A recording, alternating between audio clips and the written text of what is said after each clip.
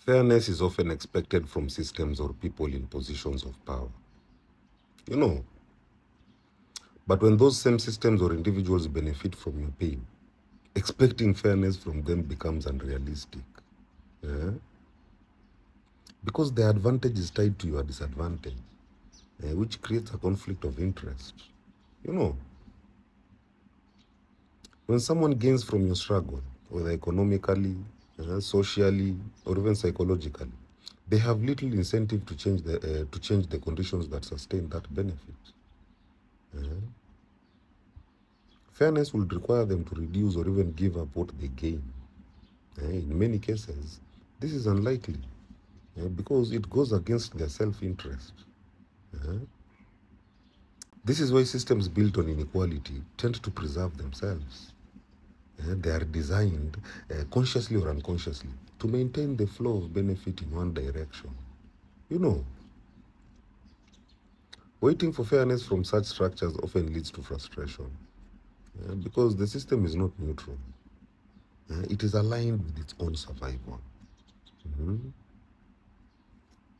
Psychologically, people tend to justify the systems they benefit from. Mhm. This is known as self-serving bias. If someone benefits from a certain dynamic, they are more likely to see it as normal, as fair, or necessary. This makes it difficult for them to fully recognize or even address the harm it causes others. Mhm. Expecting fairness from them requires them to challenge their own comfort and advantage, which the mind naturally resists. This does not mean change is impossible, but it rarely comes without pressure, awareness, or accountability. You know, spiritually, this idea points towards self-responsibility and awareness. While injustice exists, relying solely on external systems to deliver fairness can lead to disempowerment. Mhm.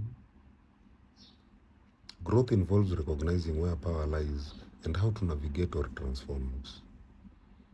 It also involves cultivating integrity within oneself, choosing not to perpetuate harm even when one has the opportunity to benefit from it.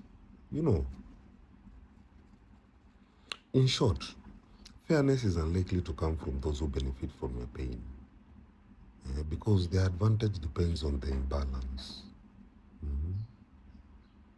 Expecting them to correct it without incentive or even pressure is unrealistic. You know, understanding this shifts focus from waiting for fairness to developing awareness, accountability, and strategies that create more balanced conditions. You know, may people heal. Hmm? Heal.